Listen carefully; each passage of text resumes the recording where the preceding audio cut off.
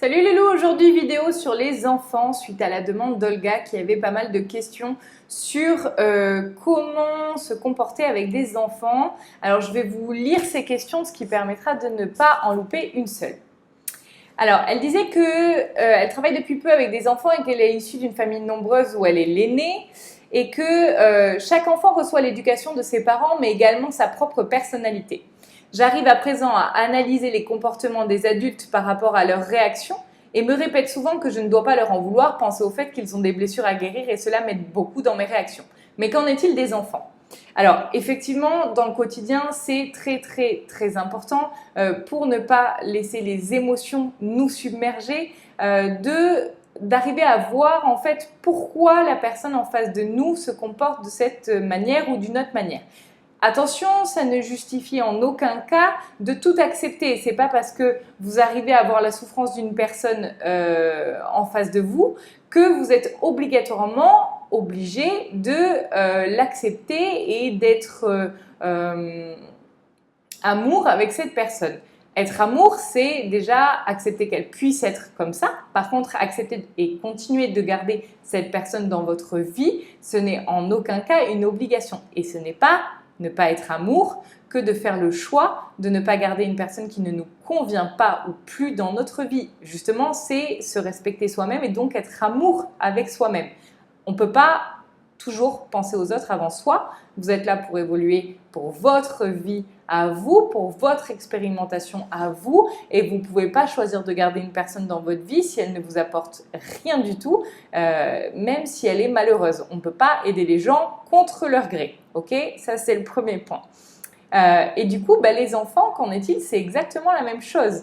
Un enfant, il vient avec des blessures à travailler.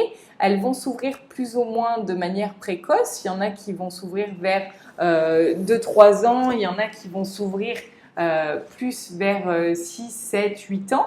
Mais les enfants ont exactement les mêmes blessures à travailler que nous. Et un enfant qui a par exemple la blessure d'abandon va avoir très peur d'être abandonné et va se comporter de manière très blu, par exemple, ou à l'inverse, s'il a la blessure de rejet, il va rejeter tout le monde pour ne pas risquer lui-même d'être rejeté. Donc c'est important et chez l'enfant et chez l'adulte d'arriver à voir pourquoi la personne, l'humain, que ce soit un enfant ou un adulte, se comporte de telle ou telle manière. Il faut savoir que les émotions, c'est un peu comme un bateau sur l'eau. Nous, on est le bateau. Les émotions et ce qui se passe à l'extérieur, c'est l'eau. Si l'eau reste à l'extérieur du bateau, tout va bien. On en a besoin pour expérimenter, pour vivre. Par contre, dès que l'eau rentre à l'intérieur du bateau, là, il y a problème et on ne doit pas laisser l'eau à l'intérieur du bateau. Sinon, il y a le risque de couler. Donc, en fait, on est comme des bateaux. Si ça peut vous aider, cette métaphore, ne laissez pas quelconque eau rentrer à l'intérieur de vous. Prenez conscience quand vous êtes en train de le faire, parce que c'est la première étape pour se rendre compte que vous n'avez pas à subir les émotions et les souffrances des autres. Chacun a sa propre croix, chacun a ses propres blessures à travailler et en aucun cas, que ce soit ou un enfant ou un adulte, vous n'avez à supporter la souffrance des autres. Comment se faire respecter par un groupe d'enfants sans crier ? Alors, j'ai pas d'enfants, donc déjà, je vais pas trop m'avancer sur le sujet, mais les fois où j'ai été nounou, parce que ça m'est arrivé, je sais que je me basais beaucoup sur l'explication, c'est-à-dire qu'avant même que le souci n'arrive, donc la prévention, je faisais en sorte de m'accroupir à leur niveau. Vous avez sûrement tous vu Super Nanny en France qui fait la même chose. C'est le principe de se mettre à la hauteur de l'enfant. Donc déjà, ça lui évite d'avoir l'impression qu'il est pris de haut, de se mettre à son niveau, donc accroupi, et de lui expliquer avant que tout acte de rébellion ne puisse arriver, lui expliquer, écoute, voilà, on va faire ça, parce que ça. C'est important d'expliquer le parce que et de tenir au courant l'enfant de ce que l'on va faire, tout comme on le ferait avec un adulte. Ce n'est pas parce que c'est un enfant qu'il doit subir nos décisions. Comment choisir des activités leur permettant d'évoluer et non être juste dans l'occupationnel ? Eh bien, en essayant de voir justement quelles blessures à chaque enfant à travailler. Alors sur un gros groupe, c'est compliqué. Par contre, sur un petit groupe, faire des ateliers théâtre, par exemple, ça éviterait d'être juste dans l'occupationnel, comme tu le dis, et ça permettrait de travailler la blessure de chacun en le faisant, par exemple, mimer. Toi, adulte, tu peux arriver à voir quelle est la blessure qu'il a à l'intérieur de lui. Donc, je les répète, il y a humiliation, trahison, injustice, rejet et abandon. Ce sont les principales, d'accord, de Lise Bourbeau. Il y en a plein d'autres, mais ce sont les principales et en général, même si c'est une autre blessure qui ne rentre pas dans ces 5 catégories, elle va rejoindre une des catégories. Et une fois que tu arrives à voir la blessure à l'intérieur de l'enfant, et bien justement, arriver à le faire mimer, par exemple, un autre enfant, pas du groupe, mais une situation où un enfant serait abandonné, par exemple, et voir ce que ça implique en lui, et ensuite le prendre à part. Mais ça, c'est faisable que si tu as des petits groupes d'enfants, le prendre à part pour en discuter avec lui et lui dire, tu vois, j'ai pu voir que ça t'a blessé, est-ce que tu veux me raconter pourquoi ? Ne jamais obliger un enfant. Encore une fois, on n'obligerait pas un adulte, donc je ne vois pas pourquoi on obligerait un enfant à nous raconter ce qu'il n'a pas envie de nous raconter. Mais l'encourager à sortir ce qui est souffrance à l'intérieur de lui, tout comme on le ferait avec des adultes. Puis-je demander de l'aide au guide ? Bien sûr, pour tout, tu peux demander de l'aide au guide. J'ai encore du mal à discerner leurs paroles de mon mental, mais pourrais-je leur demander d'être présents avec moi et si oui, lesquels solliciter ? Alors, il n'y a pas, en tout cas, je ne les connais pas, il n'y a pas de guide particulier pour les enfants.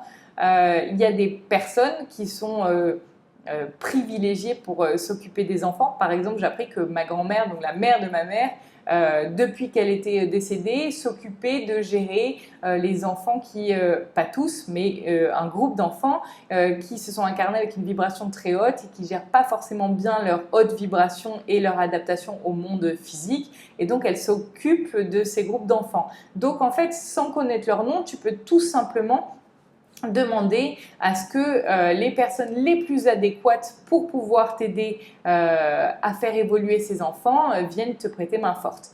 Et tu peux demander aussi au guide des enfants et à tes guides à toi. Et à leur soi. Leur soi, c'est leur part divine. Et ton soi à toi aussi. Parfois, je me sens dépassée par la situation lorsque tout un groupe d'enfants se met à crier et à courir dans tous les sens alors que je n'ai pas fini mon activité. Je précise que je suis animatrice en école maternelle et primaire. Effectivement, je pense que si tu avais prévenu avant, après, encore une fois, je pense que ça vient avec l'entraînement, comme pour tout. Si tu as des turbulents dans la classe, par exemple, ça va prendre du temps parce qu'il va falloir arriver à les canaliser. Mais en prévenant à l'avance, avant que l'activité ne commence, il y a des chances que ça se passe bien mieux et que tu n'aies pas du coup à crier sur eux par la suite. Voilà. Et tu peux aussi, pour ne pas être dans l'occupationnel, mais être dans le super utile, leur apprendre l'ancrage. J'ai une vidéo sur ma chaîne, d'ailleurs, si tu veux, je la mettrai ici. Pour l'ancrage des 3 à 7 ans. Donc, ça permet aussi pour les adultes qui n'arrivent pas trop à visualiser, de s'ancrer et de travailler donc le fait d'être pleinement présent dans notre corps physique, ce qui peut être un très très bon point pour les enfants qui sont un peu turbulents parce qu'en fait, ils sont ailleurs, ils ne sont pas pleinement là.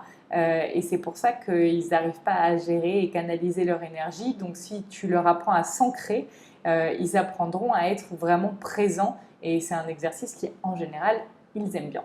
Voilà, j'espère que ça t'aura aidé et que ça aidera d'autres parents aussi à mieux gérer leur quotidien. J'espère que je pourrai regarder ma vidéo quand j'aurai des soucis avec ma fille aussi. Et puis voilà, n'hésitez pas si vous avez des questions particulières, des situations particulières desquelles vous n'arrivez pas à vous dépêtrer, mettez-les en commentaire de la vidéo, j'y répondrai dès que possible. À très bientôt.